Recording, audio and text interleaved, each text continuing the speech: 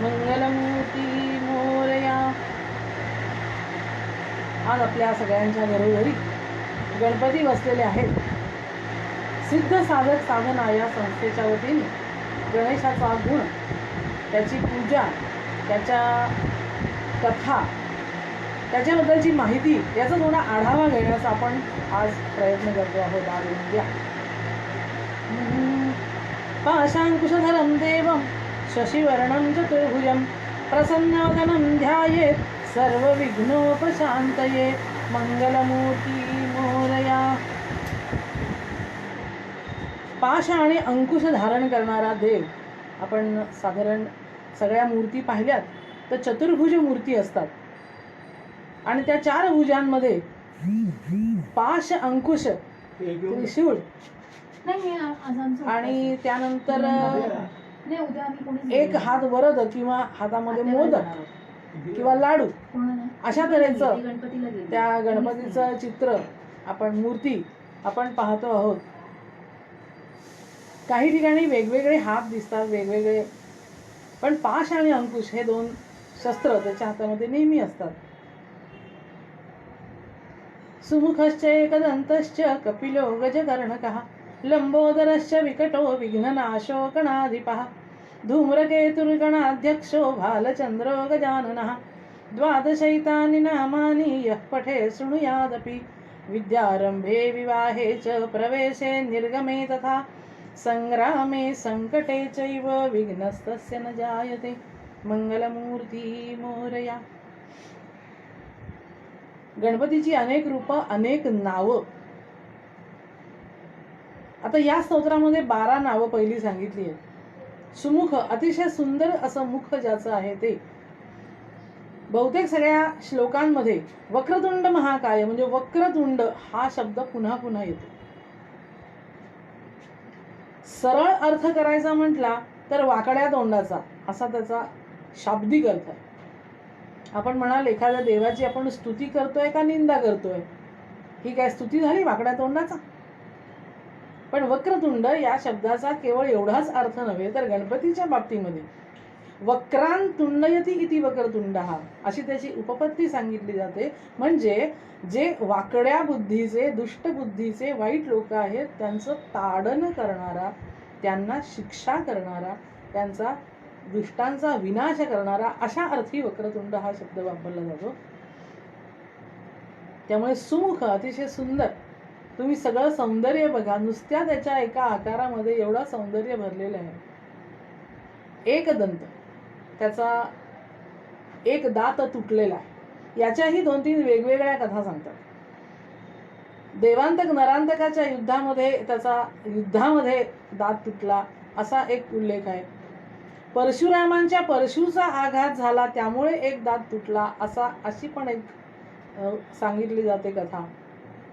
आणि ज्या वेळेला लेखन चाललं होतं, लेखनिक म्हणून काम करतायत गणपती बाप्पा, व्यास महाभारत सांगतायत आणि गणपती लिहून घेतात आणि त्यावेळेला एक क्षण असा आला की लेखणी सापडेना, चटकन थांबायचं नाही मध्ये असं झालं आणि कुठे इकडे तिकडे गेली, काय झालं, आणि म्हणून त्यांनी चटकन आपला एक दात तोडला आणि तोच त्या शाईमध्ये बुडवून त्यांनी पुढे लेखन चालू ठेवलं, खंड पडू दिला नाही, अशी पण एक गोष्ट सांगितली जाते.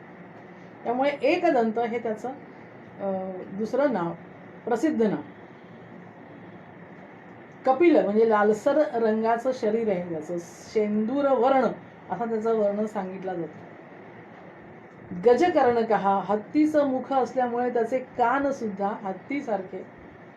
लंबोदर, भरपूर मोठं पोट.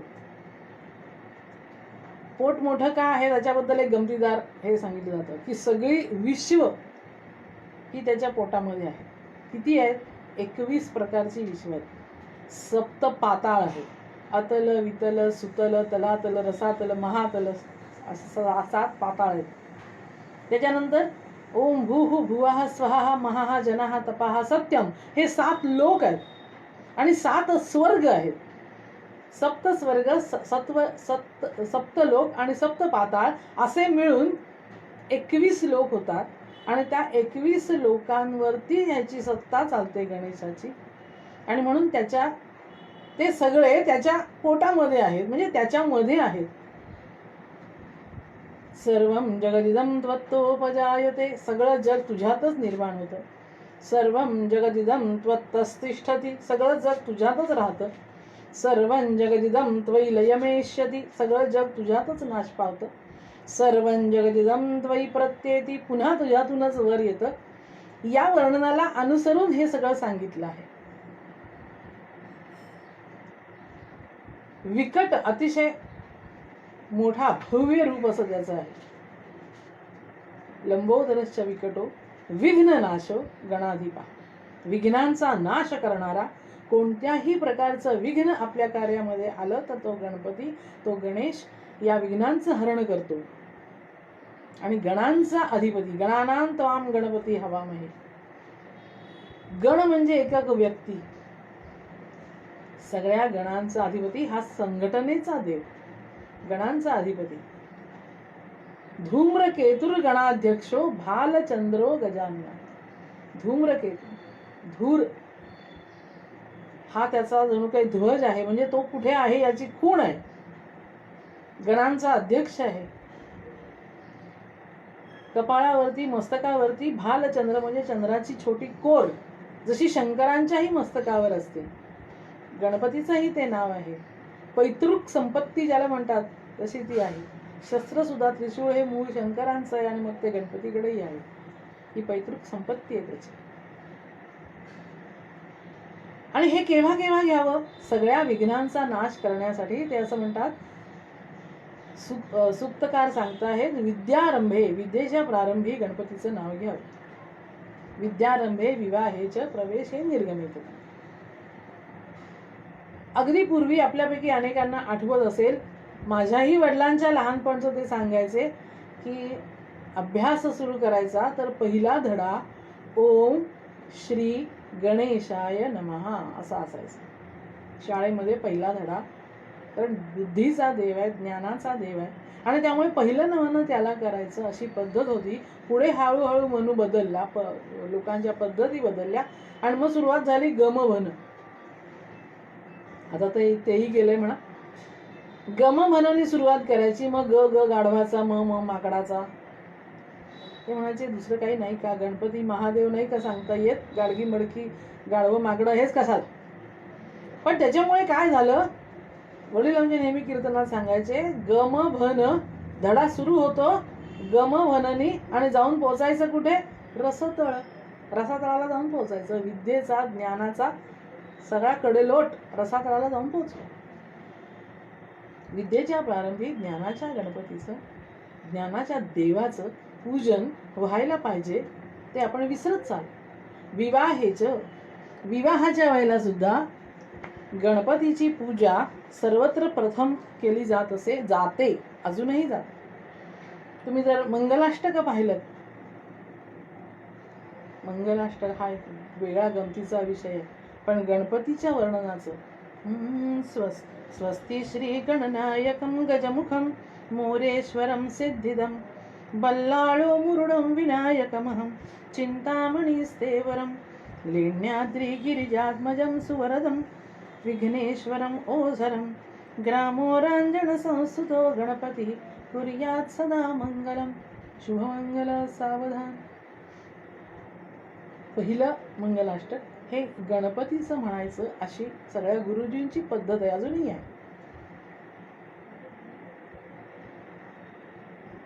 विवाहाच्या काळामध्ये इतर अनेक पूजा, त्याच्यामध्ये पहिली पूजा गणेशाची. प्रवेशे निर्गमितता, घरात यायचं आणि बाहेर जायचं, या दोन्ही वेळेला जाता येता गणेश दिसावा, त्याचा नमस्कार घडावा, यासाठी आपल्या दाराच्या वरती गणपतीचं चित्र लावायची पद्धत आहे. त्याला गणेश पट्टी असं म्हणतात. म्हणजे नेहमी प्रत्येक वेळेला जाता येता दरवाजावर त्याच्या पुढे नमस्कार झाला पाहिजे. संग्रामे संकटेचैव, संकटाच्या काळामध्ये, संग्राम म्हणजे युद्धाच्या काळामध्ये, विघ्नस्तस्य न जायते, इतक्या कमीत कमी 6 वेळा. खरं म्हणजे देवाची पूजा किंवा देवाचं नाव कधी घ्यावं. संत सांगतात, सदा येता जाता उठत बसता कार्य करिता, प्रत्येक वेळेला, प्रत्येक क्षणाला देवाची ये द्वारी उभा क्षणभरी तेने मुक्तिचारी साधी. त्यामुळे एक क्षण उभं राहिलं तरी पुरतं. आमचं जे आपळेचं घर होतं ते अगदी देवळाला चिकटून, म्हणजे देवळाच्या दारातच होतो आम्ही. किंवा आमच्या वडील गमतीने म्हणायचे पोटात देव होता. 3 बाजूनी आमचा वाडा आणि मध्ये भिकारदास मारुती गणपती, समोरच्या बाजूला राम. म्हणजे सगळे देव तिथे, शंकर पिंड पण होती, हे सगळे देव तिथेच होते. त्यामुळे असं म्हणायचे की काही लोकांनी कौतुकाने म्हटलं की वा वा वा, ज्ञानेश्वरांनी काय म्हटलं, देवाची ये द्वारी उभा क्षणभरी. एक क्षण देवाच्या दारात उभं राहिलं तर 4 मुक्ती मिळतात. तुम्ही तर देवाच्या दारातच राहता, म्हणजे तुम्हाला किती मुक्ती मिळतील. हे म्हणजे त्रैराशिक गणिताचं त्रैराशिक मांडलं. असं त्रैराशिक चालत नाही. कारण त्यांनी काय म्हटलंय, ज्ञानेश्वर माऊलींनी म्हटलंय देवाची ये द्वारी, देवळाच्या दारात नाही. देवळाच्या दारात फुलवाले, नारळवाले, भिकारी टाकारी सगळे असतात. देवळाचं दार नव्हे, देवाची ये द्वारी. आणि क्षण म्हणजे कुठला, नेमका कोणता क्षण साक्षात्काराचा आहे हे कोणीही सांगू शकत नाही. आणि म्हणून प्रत्येक क्षण देवाच्याच स्मरणामध्ये, स्मृतीमध्ये आपण असलं पाहिजे, हा त्याच्या मागचा खरा अर्थ आहे. सदैव. पण अगदी सतत नाही जमलं तरी निदान या 6 वेळा तरी गणपतीचं नाव घ्यावं, कारण त्याला अग्रपूजेचा मान आहे. एक गमतीदार गोष्ट पुराणांमध्ये आहे अग्रपूजेचा मानाची. सगळ्यात पहिला अग्रपूजा म्हणजे पहिल्या पूजेचा मान. बघा, आपण सगळ्या देवांनी, सगळ्या संतांनी वेगवेगळ्या कारणांनी गणपतीची पूजा प्रथम केलेली आहे. एक पुराणामध्ये कथा आहे, आपल्याला नारद मुनी माहिती आहे. श्री नारायण जय नारायण, जय जय नारायण नारायण. भजन करत चालले आहेत आनंदाने. आजूबाजूला बघितलं मोकळं रान दिसतंय, छान. वा, आता इथे कोणी मला त्रास द्यायला येणार नाही, निवांतपणे मी माझ्या परमेश्वराचं भजन करतोय. आणि म्हणून वीणा छेडत आहेत, हातामध्ये चिपळ्या आहेत आणि नारायणाचं नामस्मरण करण्यामध्ये रंगून गेले आहेत. पण त्यांचा आवाज सुरू झाला, थोडा चढला आणि कुठून तरी आवाज आला, नारदा, इथे कोण मला हाक मारतंय, गाऊ नकोस, गप्प राहा. कोण आहे, कुठे आहे, काय आहे, शोधाशोधी केली तर एका झाडाच्या ढोलीमध्ये साक्षात शंकर बसलेले दिसले. दाढी, मिशा, जटा सगळं असं पिस्कारलेलं. आणि अरे म्हणले, महादेव आपण इथे कुठे आला, इथे कसे काय येऊन बसला. आवाज करू नको, बोलू नको, माझ्या डोक्याला फार त्रास झालेला आहे, मला शांत बसू दे इथे, म्हणून मी इथे आले. तू आलाच मागोमाग नारायण नारायण करत. आता म्हणजे मला काय माहिती तुम्ही इथे बसलात, पण इथे का बसलाय. म्हणजे मला प्रश्न विचारू नको, मी विचारतो त्या प्रश्नाचं मला उत्तर दे. विचारा, मला जर माहिती असेल तर सांगेन. माझं असं का झालं, काय झालं बघ. परत तू प्रश्न विचारलास, माझ्या प्रश्नाचं उत्तर द्यायचं सोडून पुन्हा मलाच प्रश्न. अहो पण काय झालं हे कळल्याशिवाय मी कसं झालं, का झालं हे कसं सांगू शकतो. काय झालं ते तर सांगा. ते म्हणले आमचा पराभव झाला. कुठल्या वार्डातनं उभी होता निवडणुकीला.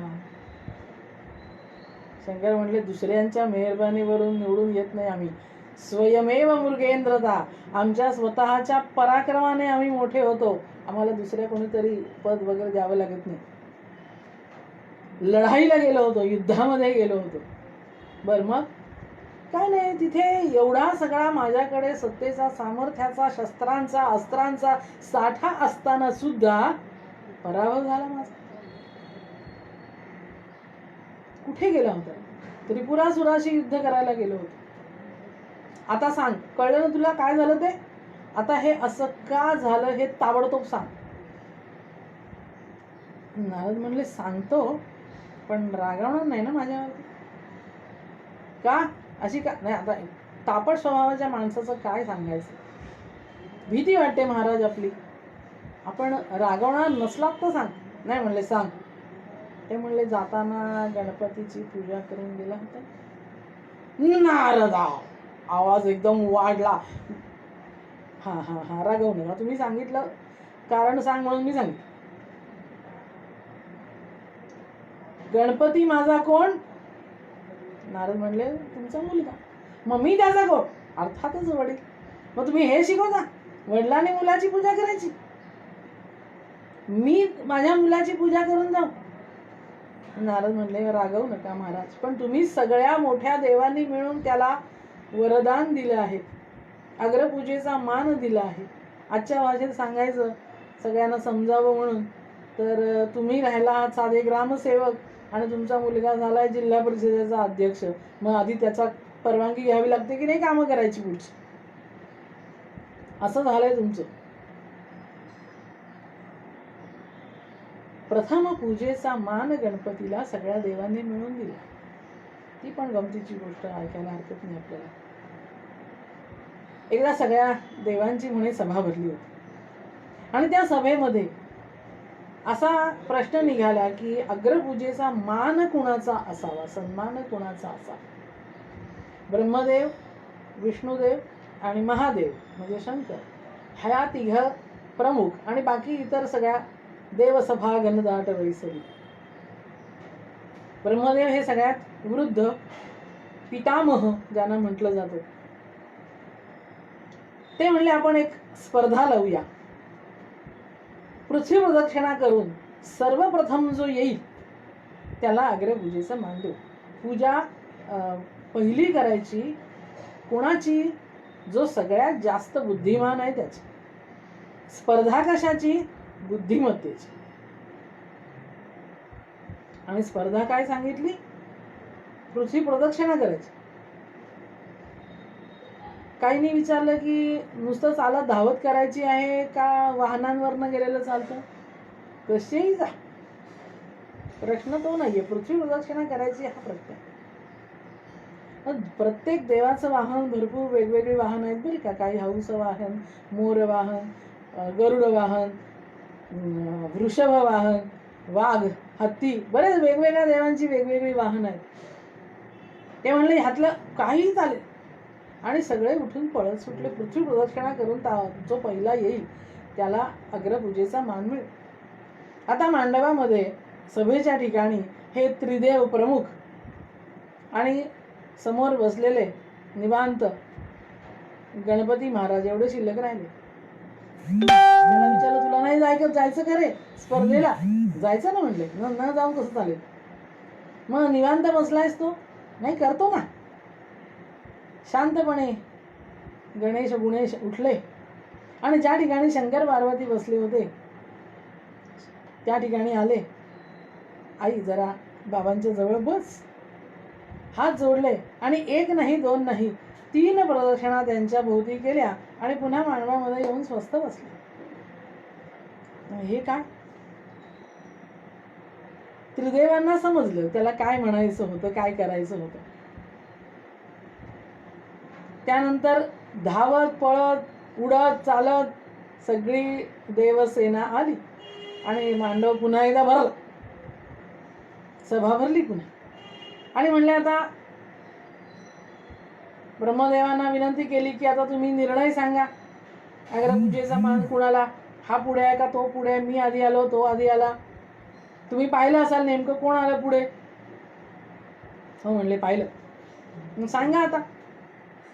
निर्णय घोषित केला गेला. पहिला अग्रपूजेचा मान गणरायांना मिळतो आहे. अहो म्हणले हे काय हो? तो तर मांडवातनं हल्लाच नाही, इथेच बसलाय. तो उंदीर आमच्या बरोबरीने धावणार कसा आमच्या सगळ्यांच्या वाहनांच्या बरोबर? म्हणून तो पळालाच नाही, तो इथंच बसलाय एका जागी. आणि पृथ्वी प्रदक्षिणा करून आम्ही आलोय धावत पळत. तेव्हा ब्रह्मदेव म्हणाले स्पर्धा कशाची होती? बुद्धिमत्तेची. तुम्ही जेवढे पळत सुटलात ना तिथेच नापास झालात पहिल्यांदा. मग असं कसं म्हणता तुम्ही? तुम्ही सांगितलं पृथ्वी प्रदक्षिणा करायची, बरोबर आहे. आणि मग गणपती तर इथनं हल्लाच नाही आहे, मांडवातच बसून राहिलाय. नाही, त्यांनी केली पृथ्वी प्रदक्षिणा. म्हणून अशी कशी केली? शंकर आणि पार्वती, आई आणि वडील, हीच सगळी पृथ्वी आहे, हेच सगळं विश्व आहे, हे सगळं जग आहे. आणि म्हणून आई वडिलांना प्रदक्षिणा. पृथ्वी ही पार्वती ही साक्षात पृथ्वीचं स्वरूप आहे आणि शंकर हे संपूर्ण विश्वात्मक परमेश्वराचं प्रतीक आहे. आणि म्हणून नुसती पृथ्वी प्रदक्षिणा नव्हे तर सगळ्या विश्वाला प्रदक्षिणा झाली. 3 प्रदक्षिणा त्यांनी केल्या. ही त्याची बुद्धिमत्तेची चुणक त्यांनी दाखवली. आणि त्यामुळे धावाधाव करण्याची गरज नाही. आपली आई आणि आपले वडील, माता पिता, कारण गणपती हा अत्यंत मातृपितृ भक्त आहे. आपल्या आई वडिलांचं मोठेपण त्याला माहिती आहे आणि त्यामुळे त्यांची पूजा, जगतः पितरं वंदे पार्वती परमेश्वर, हे जगाचे पितर आहेत. यातून सगळं विश्व निर्माण होत आहे. आणि त्यामुळे त्यांना प्रदक्षिणा करणं म्हणजे पृथ्वी प्रदक्षिणापेक्षा जास्त ही जाणीव गणपतीच्या ठिकाणी आहे. त्यांनी ते सिद्ध करून दाखवलं. आणि म्हणून सगळ्या देवांनी त्याला वरदान दिलं. त्याला आपल्या जवळची आयुध दिली. त्याला आपल्या जवळचा आणि अग्रपूजेचा मान दिला. आणि त्यामुळे कोणत्याही पूजेची सुरुवात करताना गणेशाची पूजा केली जाते. गणाधीश जो ईश सर्वा गुणांचा, मुळारंभ तो निर्गुणाचा, नमो शारदा मूळ चत्वारि वाचा, गमो पंथ अनंत या राघवाचा. जय जय रघुवीर समर्थ. राघवाचा पंथ जायचा आहे, पण तरी सुद्धा पहिलं नमन हे गणाधीशाला. सर्व गुणांचा तो ईश्वर आहे, गुणाधीश आहे, गुणेश आहे. आणि मुळारंभ आरंभ तो निर्गुणाचा. सगुण आणि निर्गुण याच्या सीमा रेषेवरती गणेशाची मूर्ती आहे. आपण जर त्याचं रूप पाहिलं, चित्र पाहिलं, ज्ञानेश्वरीमध्ये वर्णन केलंय. अकार चरण युगुल, उकार उदर विशाल, मकार महामंडल मस्तकाकारे. हे तिन्ही एकवटले, तेथ शब्द ब्रह्म कमळले. ते मिया श्री गुरुकृपा नमिले आदि बीज. विश्वाचं ते आदि बीज आहे. ओंकार असा धरला, आडवा ओंकार. त्याचं जे अकाराचं रूप आहे ते खालच्या बाजूला, पाय दोन्ही त्याचे पाय. उकार उदर विशाल, मकार महामंडल. आपल्याला तुकाराम महाराजांचा अभंग माहिती असेल. ओंकार प्रधान रूप गणेशाचे, हे तिन्ही देवांचे जन्मस्थान. ओंकार हाच गणपती आणि ते तिन्ही देवांचं जन्मस्थान. अकार तो ब्रह्मा, उकार तो विष्णू, मकार महेश जाणीला. ऐसे तिन्ही देव जेथुनी उत्पन्न, तो हा गजानन मायबा. तुका म्हणे ऐसी आहे वेदवाणी, पहावी पुराणी व्यासाची. तुकाराम महाराजांचा अभंग. व्यासांच्या पुराणांमध्ये याचं वर्णन आहे. गणपतीच्या वर्णनाचं मुद्गल पुराण, गणेश पुराण, बरीच वेगवेगळ्या पुराणांमध्ये वेगवेगळ्या कथा बऱ्याच आलेल्या आहेत. काही पुराणांमध्ये त्याच कथा वेगवेगळ्या दृष्टिकोनातून मांडल्या जातात, वेगवेगळ्या पद्धतीने मांडल्या जातात. काही तपशिलामध्ये फरक असतो. अशा बऱ्याच कथा पुराणांमध्ये आल्या आहेत. त्याच्यामध्ये अकार, उकार आणि मकार, ओंकार हाच गणपती आहे. आणि जो नमो शारदा मूळ चत्वारी वाचा, वाणी ही शारदा म्हटली गेली आहे. आणि 4 प्रकारच्या वाणी, नाभिकमलापासून निघते ती परावाणी, हृदयापासून पश्यंती वाणी, गळ्यापासून येते ती मध्यमा, आणि मुखामध्ये शब्द तयार होतो ती वैखरी वाणी. अशा 4 प्रकारच्या वाणी. नामदेव महाराजांनी सुद्धा सुंदर वर्णन केलंय. लंबोदरा तुझारे शोभे शुंडा दंड, करीत असे खंड दुश्चितांचे. शुंडा म्हणजे सोंड, दंड म्हणजे त्याच्या हातामध्ये असलेलं एक शस्त्र. कशासाठी आहे? दुश्चित जे आहे, वाईट जे आहे, पाप जे आहे, जिथे जिथे असुर आहे, राक्षस आहे, सैतान आहेत. अरे काय कमी आहे का वाईट लोकांची जगामध्ये? त्या सगळ्यांचा विनाश करणारा, विखंड करून टाकणारा. चतुर्थ आयुधे शोभतात हाती, भक्ताला रक्षिती निरंतर. भक्ताचं संरक्षण करण्यासाठी सर्व देवांनी आपापल्या हातामध्ये आयुध धरलेली आहे. सावरकरांनी शस्त्रगीत नावाची कविता लिहिली आहे. त्याच्यामध्ये ते म्हणतात, रामचंद्र चाप पाणी चक्रपाणी श्रीहरी, आर्त रक्षणार्थ घेती शस्त्र देवही कर. दुष्ट दरोडेखोर अत्याचारी अनाचारी लोक हातात शस्त्र घेतात, त्याचा उपयोग करतात, म्हणून लोकांचा गैरसमज असा आहे की जो शस्त्र घेतो तो अत्याचारी असतो. बघा हे उलट आहे. म्हणून सावरकर आपल्या कवितेमध्ये सांगतात, शस्त्र पाप नासवयेचे, शस्त्र पुण्य नासवये. शस्त्र हे पापही नाही आणि शस्त्र हे पुण्यही नाही, ती केवळ एक शक्ती आहे.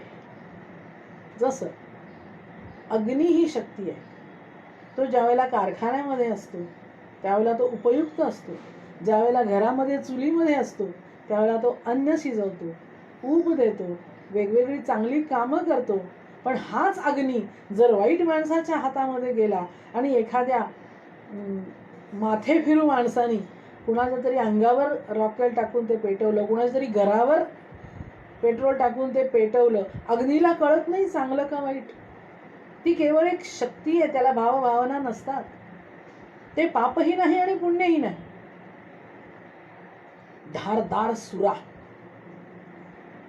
धारदार सुरा जर एखाद्या दरोडेखोराच्या हातामध्ये असेल तर त्याच्यामुळे तो या सुऱ्याचा दुरुपयोग करून दरोडेखोरी, खून, मारामारी काहीही करू शकतो, काहीही वाईट करू शकतो. पण हाच सुरा जर एखाद्या कुशल सर्जन शस्त्रक्रिया विशारदाच्या हातामध्ये असेल तर आपल्या शरीरामधला वाईट भाग कापून टाकायचं आणि रोग्याला बरं करायचं काम करण्यासाठी ऑपरेशन करायचं, यासाठी तो सुरा वापरू शकेल. म्हणजेच वस्तू जरी एक असली तरी ती कशासाठी वापरली जाते आणि कोण वापरतं याच्यावरती ते चांगलं का वाईट हे ठरतं, परिणामावर नाही. आणि म्हणून शस्त्र पाप नासवयेची, शस्त्र पुण्य नासवये, इष्टता अनिष्टता त्यास हेतूनेच आहे. त्याचा हेतू काय आहे, वापरणाऱ्याची मनामधली इच्छा काय आहे त्याच्यावरती ठरतं की ते पाप आहे का पुण्य आहे, चांगलं आहे का वाईट आहे, इष्ट आहे का अनिष्ट आहे. आमच्या प्रत्येक देवाच्या हातामध्ये शस्त्र आहे आणि ते शस्त्र वेगवेगळी शस्त्र आहेत. अष्टभुजा तर 8 हातात 8 शस्त्र घेतलेली आहे. रामाकडे धनुष्यबाण, कृष्णाकडे सुदर्शन चक्र आहे, शंखचक्र गदा पद्म प्रसिद्ध आहे विष्णूचं आपल्याला माहिती आहे. शंकरांकडे त्रिशूळ आहे, आणि प्रत्येक देवाकडे प्रत्येक. आणि गणपतीला त्याच्या बुद्धिचातुर्यावरती आनंदून प्रसन्न होऊन अनेक देवांनी आपली अनेक शस्त्र त्याला दिली आहेत. त्यामुळे अनेक अस्त्रशस्त्र गणपतीकडे आहेत. चतुर्थ आयुधे शोभदात हाती, भक्ताला रक्षिती निरंतर, नामा म्हणे मज द्यावी आता स्फूर्ती, वर्णित से कीर्ती गणरायाची. कृष्णाजींची, गणरायाची वेगवेगळ्या लोकांनी वेगवेगळे ग्रंथ लिहिले, वेगवेगळ्या विषयांवर लिहिले. कृष्णचरित्र लिहिलं, आणखीन काय काय प्रत्येकाने आपापल्या बुद्धिमत्तेप्रमाणे चांगले चांगले ग्रंथ लिहिले. पण त्या प्रत्येक ग्रंथाच्या प्रारंभी बुद्धिदात्या गजाननाला वंदन केलं. आणि आज जो आपण ज्या देवाची प्रतिष्ठापना करून घराघरामध्ये पूजा करतो तो गणपतीचा पहिला अवतार आहे. आपल्याला गणेश पुराण जर पाहिलं तर लक्षात येईल गणपतीचे अनेक अवतार. जसे विष्णूचे अनेक अवतार, शंकरांचे अनेक अवतार, तसे गणपतीचेही अनेक अवतार आहेत. आणि त्यातला जो पहिला आहे आद्य अवतार तो आत्ताच्या भारतातला नाहीये बरं का, पण भारत त्या काळात खूप मोठा होता. किती मोठा होता, आपण ऐतिहासिक काळात मागे मागे मागे मागे जात गेलं ना तर आपल्या देशाची व्याप्ती केवढी आहे आपण आश्चर्यचकित होऊ. आता या ठिकाणी अफगाणिस्तान आहे, काबूल, कंदाहार, मूळ तो गांधार देश आहे. गांधारी तिकडली राजकन्या होती. त्याच्या थोडं पुढे पलीकडे मद्र देश आहे, म्हणजे माद्री तिकडली राजकन्या होती. म्हणजे तिथपर्यंत महाभारत काळापर्यंत नाही, त्याच्याही पलीकडे. आता मी जो पहिला अवतार सांगते ते इराणच्या वरच्या बाजूला कॅस्पियन सी नावाचा समुद्र आहे, त्याचं मूळ नाव आहे कश्यप सरोवर, कारण कश्यप ऋषींचा फार मोठा आश्रम त्या ठिकाणी आहे. कश्यप ही हे जी व्यक्तिरेखा आहे ती पुराणांमध्ये खूप प्रसिद्ध आहे. खूप मोठ्या प्रमाणावरती कश्यपांच्या कामाची आणि कश्यपांच्या कुटुंबाची माहिती प्रचंड मोठी आहे. तर त्या ठिकाणी त्यांचा मोठा आश्रम आहे कश्यपांचा. आणि या पृथ्वीवरती आपल्याला थोडं पुढे जाऊन आधी आपण केवढे होतो हे बघायचं झालं तर एक पाऊल आणखीन पुढे जायचं. तिथपर्यंत तिथे गणेशाचा पहिला जन्म आहे, पहिला अवतार आहे. पण पृथ्वी केवढी मोठी आहे कल्पना आमच्या पूर्वजांना होती. आणि आर्यांचं कृण्वन्तो विश्वम आर्यम हे ब्रीद होतं. संपूर्ण विश्व हे आर्यमय. याचा अर्थ सगळ्यांना कापून काढून माझं राज्य असा अर्थ नाही. श्रेष्ठ, चांगलं, सज्जन करू. आर्य या शब्दाचा अर्थ असा आहे, ज्ञानी करू. आहे का कुठे असा पुरावा? माहिती आहे का? आपल्याला सगळ्यांना माहिती आहे, आपण त्याच्यावर लक्ष दिलं नाहीये.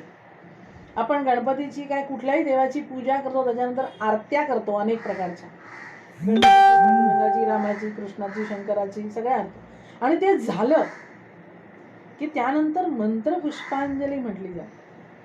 ओम यज्ञेन यज्ञमय देवास्तानि धर्मानि प्रथमान्यासन् तेहनाकं महिमानस्य चिन्तयत्र पूर्वे साध्या सन्ति देवाः. माहिती असेल आपल्यापैकी बहुतेकांना ती पाठ असेल. ते त्यात साम्राज्य, राज्य, महाराज्य, वैराज्य अशा बरेच राज्यांचे प्रकार वर्णन केले आहेत. आणि त्या सगळ्या पुढे जाऊन साम्राज्य आणि त्याच्याही पुढे जाऊन पृथिव्यै समुद्र पर्यंताया एक राट. आमचं राष्ट्र केवढं मोठं आहे. संपूर्ण समुद्र वलयांकित पृथ्वी हे एक राष्ट्र. बाबा बाबा बाबा केवढं ते राष्ट्र. पुढच्या आमच्या पिढ्या त्या मनाने कर्तृत्ववान निघाल्या नाहीत आणि ते राज्य कमी कमी कमी कमी होता होता आपण एवढेशे उरले. संपूर्ण पृथ्वीचं राष्ट्र हे एकराष्ट्र करण्याची आर्यांची महत्वाकांक्षा हळूहळू मागे झाली आहे. आणि आपली शक्ती कमी झाल्याचा हा परिणाम आहे, सामर्थ्य कमी झाल्याचा. आम्ही देवांचं सगळं घेतो. नवरात्रीमध्ये टिपऱ्या घेऊन देवीच्या नावाने नाच करायला असतो तयार, पण देवीने जे शुंभ निशुंभ चंड मुंड महिषासुर मारले त्यासारखं काही करायचं आपल्या मनात सुद्धा येत. गणपती म्हटल्यानंतर आपण सजावट करतो, मूर्ती आणतो, पत्र, फळ, फुलं सगळं करतो. पण गणपतीच्या पराक्रमाचं वर्णन ऐकून तसा पराक्रम आमच्या मुलांनी करावा हे काही आमच्या मनात येत नाही कोणाचं. प्रॉब्लेम येतो तिथे आहे. देवांचे सगळे गुण. रामदास स्वामी म्हणतात देवाची भक्ती करायची म्हणजे काय करायचं, भक्ताची व्याख्या काय, भक्त कसा असायला पाहिजे. एका शब्दात, एका वाक्यात अतिशय सोपं सांगून टाकलं त्यांनी. म्हणायला, ऐकायला, बोलायला सोपं. ते म्हणतात भक्त देवापासून जो कधीही विभक्त नाही तो भक्त. बाबा म्हणायला फार सोपं पण करायला तितकंच अवघड. अहो साधं नाव आमच्या तोंडून येत नाही. देवासारखं होणं, देवाच्या मध्ये एकरूप होणं ही फार पुढची पायरी आहे, फार पुढची पायरी. पण तो खरा भक्त जो देवाशी कधीही एकरूप होऊन जातो. आपल्या ह्या गणपतीच्या ज्या अनेक कथा सांगितल्या जातात त्याच्यामध्ये ही जी पहिल्या अवताराची कथा आहे, देवांतक आणि नरांतक या दोन दुष्ट राक्षसांनी, दुष्टांनी, राक्षस हा गुण आहे, जमात आहे, सगळं आहे. पण आपण आताही जर कोणी वाईट वागलं, दुष्टपणे वागलं तर त्याला राक्षस आहेस का असंच म्हणतो. असुर हा शब्द अनेक वेळा येतो पुराणांमध्ये. असुर, सुर आणि असुर. सुर म्हणजे देव, असुर म्हणजे राक्षस. या वेगवेगळ्या देशांमधल्या वेगवेगळ्या जमाती. आणि हे देवांतक आणि नरांतक यांनी पृथ्वीवर आतंक माजवला आहे. अनेक राजांची राज्यपदं केली आहेत. अनेकांची राज्य मांडली कसा बसा जीव तग धरून कोपऱ्यामध्ये घाबरून जिवंत राहिली आहे, शिल्लक राहिली आहे. आणि अनेक लोक यांच्या भीतीने आपापल्या जागा सोडून निघून गेले आहेत. आणि ह्या सगळा आतंक कश्यप आणि त्यांची पत्नी आदिती ही पाहतात आणि त्यांना असं वाटतं, आश्रम तो ऋषीवर्यांचा, ब्रह्मासुत आचार्यांचा खचितची, आदिती माता सांगतसे, स्वातंत्र्य तुम्हा मागतसे राष्ट्राचे. देशावरती परक्यांचं आक्रमण असणं हे स्त्रियांना कधीही पटत नाही बरं का. बहुतेक बऱ्याचशा राजक्रांत्या प्राचीन काळच्या या स्त्रियांच्या प्रेरणेने झालेल्या आहेत. आदिती माता म्हणते, माझ्या देशामध्ये, आपल्या इतक्या सुंदर जगामध्ये आतंक माजवून, दुष्टपणा करून, लोकांना छळून, त्रास देऊन अशी जी माणसं राज्य करतायत, असे जे दैत्य राक्षस राज्य करतायत, त्यांच्यापासून आपल्या देशाला मुक्त करणारा मला मुलगा पाहिजे. कश्यप म्हणतात, चांगली संतती व्हायची असेल त्याप्रमाणे आपण आपल्या जीवनामध्ये आचरण ठेवलं पाहिजे, तपश्चर्या असली पाहिजे. आणि म्हणून दोघं जण व्रत करतायत, तपश्चर्या करतायत आणि ईश्वराला अशी विनवणी करतायत की तुम्ही आमच्या पुत्र रूपाने जन्म घ्या. आपल्या धर्मामध्ये ही संकल्पना आहे की एक जे परमतत्व आहे, परमेश्वर तत्व, हे विश्वामध्ये एकच आहे. त्याचं अस्तित्व सदैव सगळीकडे आहे. विश्वात्मक देव, सर्वात्मक देव. आणि तो वेगवेगळ्या वेळेला, वेगवेगळ्या कारणासाठी, वेगवेगळ्या ठिकाणी, वेगवेगळ्या रूपामध्ये अवतार घेत असतो. पुन्हा पुन्हा जन्माला येत असतो. पुन्हा पुन्हा वेगवेगळ्या ठिकाणी त्याचं अवतरण होत असतं. आणि म्हणून आदिती माता सांगते आहे, तुम्ही आमच्याकडे जन्माला यावं, आमच्याजवळ अवतार घ्यावा, अशी परमेश्वराची विनवणी करते आहे. आणि तिच्या तपश्चर्येला आणि विनवणीला फळ येतं. आणि आजचा जो दिवस आहे, भाद्रपद शुद्ध चतुर्थीचा, तो त्याचा जन्मदिवस आहे. महोत्कट विनायक या नावाचा पहिला अवतार, कश्यप आणि आदितींचा मुलगा, असा तो आशिया मायनरच्या भागात, म्हणजे कॅस्पियन सी, कश्यप सरोवराच्या जवळ असलेल्या कश्यपांच्या आश्रमामध्ये जन्माला आला आहे. ऋषिकुमार आहेत. असंख्य वेगवेगळे अक्षरशः सहस्रावधी विद्यार्थी त्या ठिकाणी आहेत. आणि मग काही कट शिजतो तेथे, कारवाई कशी अनकोठे, तरुणांची सेनाही उठे. आश्रमांमध्ये केवळ ज्ञान नव्हे तर ज्ञान तर आहेच, पण ज्ञानाच्या बरोबर धनुर्विद्या, अस्त्रविद्या, शस्त्रविद्या हे सुद्धा शिकवलं जातं. आणि त्याप्रमाणे त्यातली सगळी तरुण पिढी तयार होते आहे. आपल्या विरोधामध्ये काहीतरी कट चालला आहे हे देवांतन घरांतकालाही कदाचित समजलं असेल. हेर फिरत असतात जगामध्ये सगळ्या राष्ट्रांच्या प्रमुखांचे. आणि यामध्ये काशी नगरीचा राजा, काशी राजा, या आपल्या मुलाच्या लग्नासाठी पुरोहित म्हणून कश्यपांना बोलवण्यासाठी आला.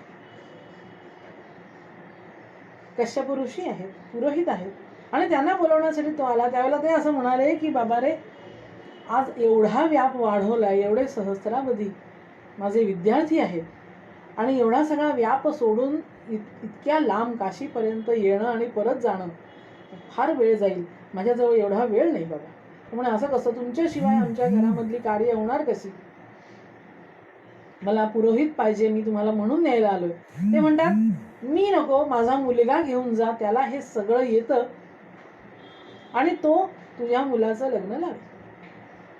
मग एवढ्या लहान मुलाला येईल, हा काळजी करू नको, त्याला सगळं येतं, त्याला घेऊन जा. आणि त्याप्रमाणे काशी राजा त्यांच्या म्हणण्यावर विश्वास ठेवून महोत्कट विनायकाला घेऊन निघाला. पहिल्या अवतारामध्ये त्या मुलाच्या वाहनाचं जे वर्णन आहे ते सिंह वाहन आहे. गणपतीची 4 वाहनं सांगितली जातात. पहिलं कृतयुगामध्ये सिंह वाहन आहे. पुढच्या युगामध्ये काही ठिकाणी, काही गोष्टींमध्ये मोर वाहन आहे. मोरेश्वर असंही त्याला म्हणतात. त्याचा जो शंकर पार्वतीच्या अवतारातला मोठा भाऊ आहे स्कंद, कार्तिकेय, त्याचंही मोर वाहन आहे. काही ठिकाणी त्याचं गणपतीचंही मोर वाहन आहे. नंतर आपल्या सगळ्यांना जे माहिती आहे ते मूषक वाहन आहे. आणि काही ठिकाणी असा उल्लेख आहे की पुढे कलियुगामध्ये अश्ववाहन म्हणजे घोडा हेही त्याचं वाहन असणार आहे. अनेक प्राणी आपल्या वेगवेगळ्या देवांचे वाहन आहेत. तसं त्यावेळेचं त्याचं वाहन आहे सिंहवाहन. आणि त्या सिंहवाहनावर आणि सगळं निघाला. वाटेमध्ये सिंधू नद ओलांडला असेल नसेल त्याच्याही आधी पाचर मारून ठेवली आहे. देवांतक आणि नरांतकाच्या सैन्याची एक मोठी तुकडी त्या ठिकाणी आहे आणि धूम्राक्ष नावाचा त्याचा सेनापती त्या ठिकाणी तिथे थांबलेला आहे. त्याला कुणकुण लागते की अशा तऱ्हेचं काहीतरी तिकडे चालू आहे कारस्थान आणि त्यातला मुलगा घेऊन काशी राजा इकडून येतो आहे. साहजिकच पहिली त्याने रस्ता अडवला. कोण आहे, कुठे आहे, काय चाललंय, कशासाठी, सगळे चौकशा करायला सुरुवात केली. काशी राजासारखे अनेक लोक होते जे केवळ यांच्या भीतीने दबून लपून राहिलेले होते, कसे बसे तग धरून होते. त्यापैकी तो एक होता. काय नाही म्हणले, आमच्यावरती काही रागवू नका, माझ्या मुलाच्या लग्नासाठी आमच्या पुरोहितांचा मुलगा घेऊन चाललो. काही नाही, पुरोहित बिरोहित काही नाही, आम्हाला कळलेलं आहे की त्या आश्रमामध्ये आमच्या राजांविरुद्ध कारस्थान चालतं. मुकाट्याने तो मुलगा आमच्या स्वाधीन करा तर तुम्हाला जायला रस्ता मिळेल, नाहीतर बघावं. आता आधीच हे घाबरट, त्याच्यात मग असं आल्यानंतर मग त्याला काही हिंमतच होईना पुढे काय. पण आता हे सांगायचं कसं मुलाला, काय चाललंय काय. काय नाही म्हणले, वर्किंग कमिटी बसली आहे. आपल्याला वर्किंग कमिटीचा अर्थ माहिती आहे. आमचे वडील नेहमी गमतीने सांगायचे, वर्किंग कमिटी काय सुंदर शब्द आहे म्हणे. वर्किंग कमी, टी मात्र भरपूर, अशी वर्किंग कमिटी बसते. ते म्हणले गडबड चालायची नाही, मला स्पष्ट काय ते सांगा. नाही म्हणले, आता सर्वनाशे समुत्पन्ने अर्धम त्यजति पंडिता, दोघांनी म्हणण्यापेक्षा एकाला देऊन, तुम्हाला जर माझं संरक्षण करता येणं शक्य नव्हतं तर आणलात कशाला मला. ते म्हणले आता काय कल्पना हो हे मध्ये येतील. बरेच वेळा असं होतं, एखादी गोष्ट घडली की अरे बापरे आम्हाला काय कल्पनाच नव्हती हो, असं काहीतरी होईल. कशी कल्पना नसते. आपण पुढे काय होणार आहे याचा थोडा तरी अभ्यास असला पाहिजे, निदान राज्यकर्त्यांना तरी असला पाहिजे की अरे काय घडतंय, पुढे काय वाढून ठेवलं आहे, त्याची पूर्वतयारी आपली असली पाहिजे. आणि तुम्हाला जर माहीत नाही त्यावेळेला विघ्नराज महोत्कट विनायक असं म्हणताहेत, तुम्हाला जर प्रजेचं रक्षण करता येत नसेल तर तुम्ही राजे म्हणून घ्यायला योग्य नाही. तुम्हाला जर तुमच्या पाहुण्याचं रक्षण करता येत नसेल तर तुम्ही आपण उगीच सिंहासन अडवून बसला आहात. योग्य माणसाला ते द्या. तुम्ही तिथे बसणं योग्य नाही, कारण तुमच्यात ती क्षमता नाही, तुमच्यात ती शक्ती नाही, तुमच्यात ते सामर्थ्य नाही. असं असताना तुम्ही राजे कसे म्हणून घेता. अहो भागूबाई तर तुम्हाला क्षत्रिय केले कोणी. महोत्कट विनायक म्हणतात. ते म्हणले आता काय करू बाबा, नाही मला लढायची तयारी नाही, यांच्यासारख्या दैत्यांची कोण भांडण घेणार. ते म्हणले तुम्हाला जमत नाही ना, तुम्हाला जमत नाही, बाजूला व्हा, बाजूला बसून बघा, बाकीचं मी बघून घेतो. अरे बाबा तू काय बघणार, तुम्ही काळजी करू नका. मंडळी आपल्याला माहिती आहे त्या ठिकाणी गणेश पुराणामध्ये गणपतीच्या सैन्याची माहिती दिली आहे. तो एकटा नव्हता आला, एकटा जाऊन वेंधळेपणाने स्वतः शत्रूच्या राज्यात जायचं आणि फुकट मारायचं असा बावळटपणा त्याच्याकडे नव्हता. त्यामुळे तो एकटा नाही आहे, तो आपल्या बरोबर मागोमाग आपलं सगळं सैन्य तयार केलेलं घेऊन येतोय. आणि केवढं सैन्य आहे त्याचं आपण नुसती गणती करा, लक्षात येईल आपल्या. एक एक मनुष्य, एक एक सैनिक म्हणजे गण. आणि आपल्या सैन्यामध्ये जसे वेगवेगळे पदांची नावं असतात ना, म्हणजे लेफ्टनंट आहे, कॅप्टन आहे, मेजर आहे, कर्नल आहे, ब्रिगेडियर आहे, किंवा वेगवेगळ्या नेव्हीमध्ये ॲडमिरल आहे, वेगवेगळे पदं आहेत. तशी गणपतीच्या सैन्यामधली ही पदं आहेत बरं का. 21 गण, त्यांच्यावरचा एक सेनापती, छोटे सेनानी गणपती, असे 21 गणपती, त्यांच्यावरचा एक गणेश, असे 21 गणेश, त्यांच्यावरचा एक गणनायक. गणनायिका या पदांपर्यंत स्त्रियांचं पण सैन्य आहे बरं का त्यांच्यामध्ये. गणनायिका या पदांपर्यंत अष्टनायिका पोचल्या. ईशिता, वसिता, प्राकाम्या, जी काही नावं आहेत ज्याला अष्टसिद्धी म्हणतात, त्या या गणनायिका पदापर्यंत पोचलेल्या त्या 8 स्त्री आहेत. असे 21 गणनायक, त्याच्यावरचा एक गणनाथ. आपण ही सगळी नावं गणपतीची म्हणून घेतो, ही त्यातली पदनामं आहेत. असे 21 गणनाथ, त्याच्यावरचा एक गणमंडलाध्यक्ष. असे 21 गणमंडलाध्यक्ष, त्यांच्यावरचा सगळ्यात मोठा, ज्याला सेनापती म्हटलं आहे, त्याचं नाव महागणपती.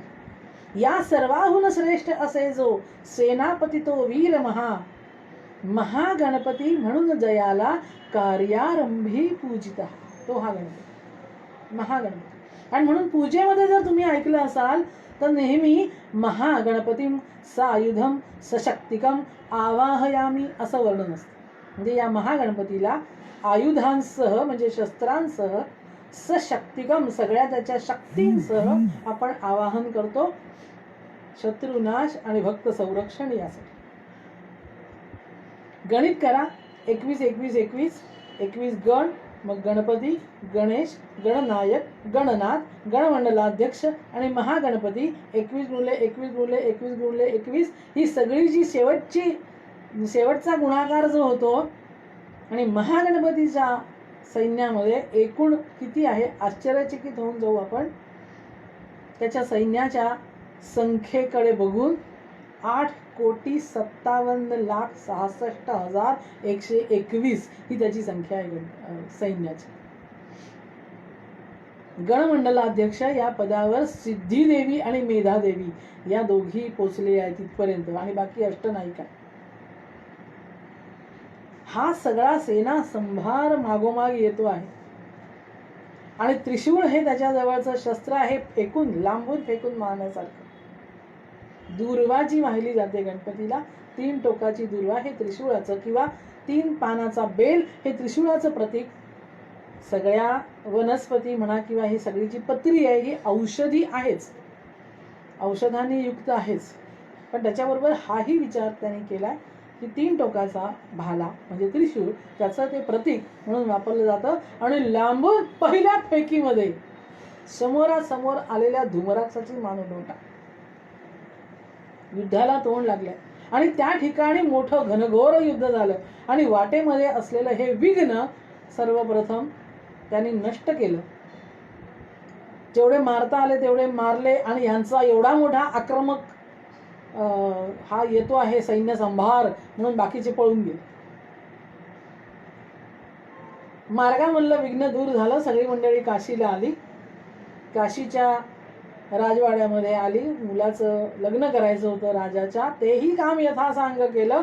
पण त्यांनी लक्षात घ्या, पुढची तयारी आधीपासून करायची. गणपती म्हणाला, आपण तिथे त्यांना डिवचून आलोय, तुमच्याकडून आगळीक झालेली आहे देवांतक नरांतकाची, हे तुमच्यावर येणार. मग काय करायचं? घाबरून बसायचं का? नाही. आधीच संरक्षणाची सिद्धता करायची. संबंध काशी नगरीला सैन्याचा वेढा दिलाय. आक्रमण आपल्याकडे आल्यानंतर विचार करायचा आता काय करायचं, असं नाही. तर ते येईल हे माहिती असताना आधीपासून त्याची पूर्वसिद्धता असली पाहिजे. आणि आपण स्वतःच्या देशाच्या संरक्षणासाठी सदैव सिद्ध असलं पाहिजे, हा गणपतीचा आग्रह आहे. आणि त्याप्रमाणे त्यांनी त्या काशी नगरीमध्ये संपूर्ण तयारी केली की आज ना उद्या ते होणारच होतं, येणारच होतं. कारण जे पळून गेले आहेत ते नुसते गेले नाही, त्यांनी जाऊन देवांतक नरांतकांना सांगितलंय की हा असा असा प्रकार झालाय आणि वाटेमध्ये तो काशीराजा घेऊन आला होता आणि एवढं मोठं सैन्य घेऊन आलाय आणि जे एवढी अशी मारामारी केली, असं मारलं वगैरे वगैरे सगळं सांगितलं.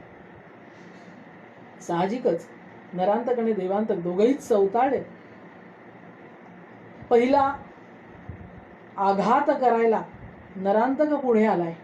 आता सगळ्या पुराणांमध्ये अनेक अस्त्र शस्त्र देव वापरतात याचं उत्तम वर्णन आलेलं आहे. पण काय आहे, जवळजवळ सगळीकडे असंच वर्णन आहे. आणि प्रत्यक्ष युद्ध पाहणारे आणि ते लिहून ठेवणारे कदाचित वेगळे असतील, ऋषी वेगळे आणि त्यामुळे युद्धाची वर्णनं आपण जे टी व्ही सिरियलला वागतो ती चमत्कारासारखी दिसतात नुसती. प्रत्यक्ष युद्ध झालेली आहेत ती. प्रत्यक्षामध्ये युद्ध नुसतं चमत्कार नव्हे तर खरोखरची युद्ध झालेली आहे. आणि त्या घनघोर युद्धामध्ये सिद्धिदेवींना सर्वप्रथम आघाताचा मान दिला या महोत्कट विनायकानी. आणि तिने नरांतकाशी युद्ध केलं. नुसतं युद्ध केलं नव्हे, त्याचा पराभव केला आणि त्याला फरफटत समोर ओढत आणला. शत्रूला दया दाखवायची नसते. एक थोडीत मालिकेमुळे दुसरा गाल पुढे करा. पशु, शत्रू, राक्षस यांच्यासाठी हे चालत नाही. असं आपण जिवंत राहिलं पाहिजे. सिद्धिदेवीनी तो आणला, नुसता आणला नव्हे, महोत्कट विनायकासमोर आणून त्याचा शिरच्छेद केलेला आहे. देवांतकापर्यंत केलं. पुन्हा त्याचा आक्रमण. अरे एका मागून एक युद्ध चालू आहे. दिवसेंदिवस महिनोन महिने चालू आहे. काशीराजे रडकुंडीला आले. काय होईल आता? काही घाबरू नका तुम्ही, काही काळजी करू नका. देशामधल्या तरुणांना सांगा सैन्याची. तरुणांनी सैन्यामध्ये आणखीन तुमचं सैन्य वाढवा, तुमची शक्ती वाढवा, सामर्थ्य वाढवा. आपल्या देशाचं संरक्षण करण्याची क्षमता आपल्या तरुणांमध्ये असते, तिचा उपयोग करून घ्या. त्याप्रमाणे हे सगळं काम चालू झालं, काम सुरू झालं. आणि दुसरं मोठं आक्रमण देवांतकाचं आलं. सबंध विश्वामध्ये ज्याला कोणी त्याच्या समोर उभा राहू शकत नाही, देव सुद्धा ज्याला घाबरून पळालेले आहेत, असं वर्णन आहे पुराणांमध्ये. असा देवांतक तो गणपतीच्या समोर टिकू शकला नाही. आणि समोरासमोरच्या युद्धामध्ये अनेक अस्त्रशस्त्रांचा उपयोग करून गणपतीने त्याचाही विनाश केला. तो जो महोत्कट विनायक आहे त्याचा आजच्या दिवशीचा जन्म आहे. त्याचं हे महत्व आहे आजच्या दिवशीचं. देवांतक आणि नरांतक या दोन राक्षसांनी जो तुम्ही म्हणाल ते त्यावेळेला गेले ते संपले का? हो, नाही संपले. ती दोन माणसं संपली. ती दोन माणसं संपली, पण देवांतक आणि नरांतक अजूनही आहे. म्हणजे काय? आपल्या धर्मबुद्धीचा नाश करणारे, तुमचे देव खोटे, तुमचा धर्म खोटा, तुमचं सगळं बिरचटलेलं असं शिकवणारे आणि तुमच्या आमच्या देवांवरच्या श्रद्धा डळमळीत करणारे, ते सगळे देवांतक. आणि विनाकारण समाजाला, प्रजेला, देशाला त्रास देणारे, इथल्या माणसांना छळणारे, वेगवेगळ्या मार्गाने, ते सगळे नरांतकाचे होतात. आणि त्यामुळे देवांतक आणि नरांतक हे सदैव सगळ्या समाजांमध्ये असतातच. वेगवेगळ्या रूपाने असतात, वेगवेगळ्या नावांनी असतात, पण असतात. त्यांचा गुण काही बदलत नाही, बिघडत नाही. आणि त्यामुळे गणपतीला सुद्धा वारंवार पुन्हा पुन्हा आपण दरवर्षी बोलवतो, ये बाबा, दरवर्षी ये, आमची पूजा घे. आमच्या भक्तिभावाने तुला आम्ही जे काही देतो, भक्तीने देवाला काहीही दिलेलं चालतं. अंतःकरणापासूनची भक्ती भाव हेच त्याला मुख्यत्वे करून पाहिजे असतं. नाही तर काय नारळ त्याला काय मिळणार नाही का? ज्यानं सगळी सृष्टी निर्माण केली ती काय एका नारळासाठी तुमच्या कडे येतो का तो? त्याला काही मोदक मिळू शकत नाही का? नाही. आपण भक्तिभावाने अर्पण करायचं आहे. धूप, दीप, नैवेद्य, पाद्य, आचमनीय, आसन, हे सगळे जे उपचार आहेत त्याला उपचार असं म्हटलं आहे. देवाची पूजा करायची वेगवेगळी पद्धत. अनेकांकडे वेगवेगळ्या प्रकारच्या पूजा असतात, वेगवेगळ्या पद्धती असतात. सर्वसामान्यपणे पंचोपचार आणि षोडशोपचार पूजा या दिवशी केली जाते. कशासाठी? तर आपल्या भक्तिभावाने आपण काहीतरी देवाला अर्पण करतो आहे, ही भक्ताच्या मनाची भावना. भक्ताने काय, देवाला काय कमी आहे? देवाला सगळं आहे. देवाला फक्त तुमचा भक्तिभाव पाहिजे. आणि म्हणून कृष्ण भगवद्गीतेमध्ये सांगतो आपल्याला, पत्रम पुष्पम फलम तोयम यो मे भक्त्या प्रयच्छति. मला जे भक्तीने जे काही द्याल, पान द्या, फूल द्या, फळ द्या, काहीही द्या, पाणी नुसतं दिलं तरी हरकत नाही. फक्त त्याच्या मागे जी भक्ती आहे, जी भावना आहे, जे प्रेम आहे, ते देवाच्या दृष्टीने महत्त्वाचं आहे. बऱ्याच वेळा एक चांगली गोष्ट सांगितली जाते. देवाला विचारलं काय देऊ तुला? कासयाने पूजा करू केशी राजा, हाची संदेह माझा फेडिया. उदके न्हाणू तरी स्वरूप ते तुझे. नार म्हणजे पाणी, नारायण पाण्यामध्ये ते तुझंच रूप आहे. वाहू दक्षिणा तरी धातू नारायण. हवा पाणी पंचमहाभूत सगळं तू निर्माण केलं, सगळं विश्व तू निर्माण केलं. या विश्वामध्ये माझी अशी काय गोष्ट आहे जे तुझं नाही आणि मी तुला देऊ शकेल असं काय आहे जगामध्ये? सगळं काही आहे ते तुझंच आहे, सगळं काही आहे ते तूच निर्माण केलंयस. हा एक गोष्ट आहे, आपल्या प्रत्येकाच्या मनामध्ये असणारा जो अहंकार आहे तो देवाने नाही दिलेला, तो आम्हाला निर्माण केलेला आहे आपला आपण. आणि तो एकदा ईश्वराच्या पायावर वाहून टाकला, संपूर्ण शरणागती. मग देव जसं करेल, जसं सांगेल, जशी बुद्धी देईल, जसं ज्ञान देईल त्याप्रमाणे वागणं आणि जे काही करायचं आहे ते त्याच्यासाठी करायचं आहे. ही भावना एकदा मनात निर्माण झाली, ती भक्ती भावना, तो भाव हाच सगळ्यात जास्त त्याला आवडणारा आणि सगळ्यात जास्त परमेश्वराच्या जवळ जाण्यासाठी उपयोगी पडणारा. कोणत्याही मार्गाने जा. महिम्न स्तोत्र आपल्याला सांगतो देवाकडे जाण्याचे जे अनेक मार्ग आहेत, रुजू कुटील नाना पथची श्याम.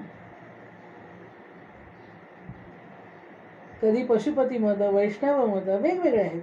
योग आहे, सांख्य योग आहे, भक्ती योग आहे, ज्ञान योग आहे. कोणत्याही मार्गाने जा, परमेश्वर हा अफाट समुद्रासारखा आहे.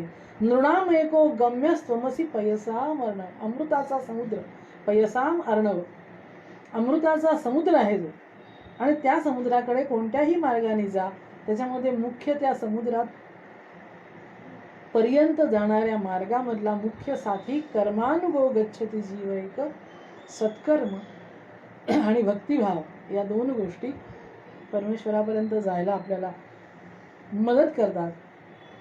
आज आपल्या घरोघरी गणेश आलेले आहेत, त्यांची कृपा आपल्या सगळ्या भक्तांवरती असावी आणि आपल्या सर्व भक्तांना गणेश भक्ती करण्याचा योग्य मार्ग मिळावा. सध्या परिस्थिती फार अवघड आहे, पण असं असताना सुद्धा आपल्याला जमेल ते, झेपेल ते आपण देवासाठी आणि आपल्या स्वतःसाठी हे करायचं आहे. यदा ज्ञया सृष्टी करो विधाता, यदा ज्ञयास्य. आपण त्या परमेश्वराला वंदन करूया. तारक विष्णू, निर्माता ब्रह्मा आणि या सगळ्या विश्वाचा अंत घडवणारा महेश, पुन्हा उत्पन्न करणारा परमात्मा, हे सगळे ज्याच्या ठिकाणी आहेत अशा त्या महागणपतीला आपल्या सर्व भक्तगणांच्या वतीने शिरसाष्टांग नमस्कार. वक्रतुंड महाकाय सूर्यकोटी समप्रभ निर्विघ्नं कुरु मे देव सर्वकार्येषु सर्वदा मंगलमूर्ती मोरया. धन्यवाद.